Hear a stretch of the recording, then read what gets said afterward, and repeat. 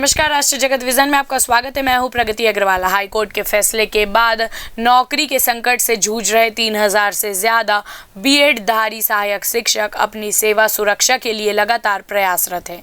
राजधानी रायपुर के धरना स्थल तूता में लगातार 11 दिन से चल रहे हड़ताल के बाद आज 12वें दिन हज़ारों सहायक शिक्षकों ने अपनी मांगों को लेकर जल समाधि लेने का फैसला लिया और इसके लिए धरना स्थल के पास तालाब को चुना गया है। देखिए पूरी खबर। हाईकोर्ट के फैसले के बाद नौकरी के संकट से जूझ रहे प्रदेश के 3000 से ज़्यादा बीएड-धारी सहायक शिक्षक अपनी सेवा सुरक्षा के लिए लगातार प्रयासरत हैं। राजधानी रायपुर के धरना स्थल तूता में लगातार 11 दिवस हड़ताल के बाद 12वें दिन सोमवार को हज़ारों सहायक शिक्षकों ने अपनी मांगों को लेकर जल समाधि लेने का फैसला लिया। इसके लिए धरना स्थल के समीप स्थित तालाब को चुना गया। खास बात है कि जल समाधि लेने वालों में आदिवासी बाहुल्य राज्य माने जाने वाले छत्तीसगढ़ के आदिवासी संवर्ग के ही 2800 से अधिक सहायक शिक्षक शामिल हैं। बता दें कि हाईकोर्ट के फैसले के बाद बीएड योग्यताधारी सहायक शिक्षकों को प्राइमरी स्तर के स्कूलों में अध्यापन के लिए अयोग्य घोषित कर दिया गया है। कोर्ट ने उन्हें हटाने के भी निर्देश दिए हैं, जबकि सभी शिक्षक अपनी योग्यता और शासन के नियम और गाइडलाइन के अनुरूप भी परीक्षा उत्तीर्ण कर सरकारी सेवा से जुड़े थे। कोर्ट के फैसले के बाद उनके सेवा में ही संकट के बादल मंडराने लगे हैं। 1 साल तक बेहतर सेवा प्रदान करने के बाद भी यह शिक्षक आज अपने परिवार और बच्चों के बेहतर भविष्य के लिए सड़कों पर संघर्ष करने को मजबूर हो गए हैं। बीएड शिक्षक है सर हम, और हमारी नौकरी पर अब बात आ गई है, इसलिए हम लोग को ये जल सत्याग्रह करना पड़ रहा है। और जल सत्याग्रह तो आज 12 दिन हो चुके हैं सर। हम अलग अलग गतिविधियां कर चुके हैं सरकार के ध्यानाकर्षण के लिए, लेकिन सरकार तक हमारी बात पहुंच नहीं पा रही है। अभी कितने 12 बजे से सर हम यहाँ है, लगभग 4 घंटे से ज़्यादा समय हो चुका है। कुछ लोगों की तबीयत भी खराब हुई है। जी सर, हमारे 4 शिक्षकों की तबीयत खराब हो गई, जिनको शायद अस्पताल रेफर किया गया है। हम लोगों का मांग समायोजन का मांग है।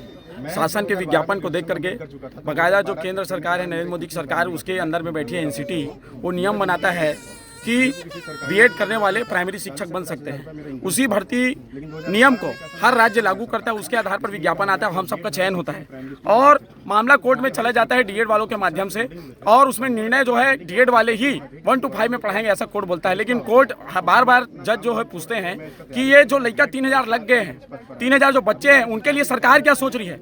सरकार इनको कहीं समायोजित कर सकती किसी पद पर, लेकिन शासन के द्वारा किसी भी प्रकार का समायोजन का प्लान कोर्ट में प्रस्तुत नहीं किया जाता, जिसके कारण से आज हम सबको भटकना पड़ रहा है। बार बार हम लोग विनती किए, माननीय बृजमोहन अग्रवाल जी के पास गए, वित्त मंत्री ओपी चौधरी के पास गए, अरुण साहू के पास गए, विजय शर्मा जी के पास गए, मुख्यमंत्री जी से मुलाकात किया। एक ही बात बोलते हैं, कांग्रेस की गलती है। भाई मैं पूछना चाहता हूं, कांग्रेस की गलती है तो 2 काउंसलिंग भूपेश बघेल जी के काल में हुआ और 2 काउंसलिंग वर्तमान सरकार में हुआ लोकसभा चुनाव के पहले, तो वो जो 2 काउंसलिंग वाला में आखिर गलती है भाई।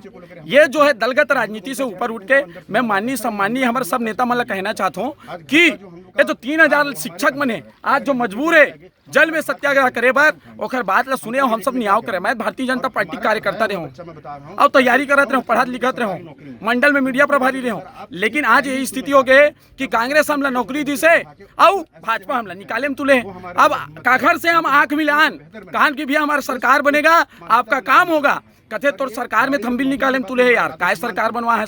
तो आज कार्यकर्ता इतना परेशान हो गया है, अब क्या कहें, किसके पास गुहार लगाएं, किसके पास जाएं, कुछ समझ नहीं आता है।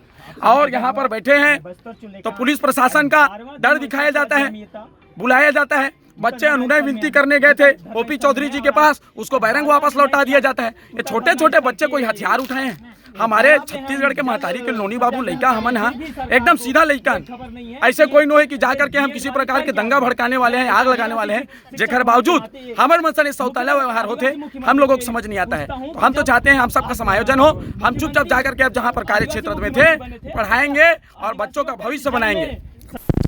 फिलहाल इस खबर पे इतना ही। अपडेटेड रहने के लिए देखते रहिए राष्ट्रीय जगत विजन न्यूज़। नमस्कार।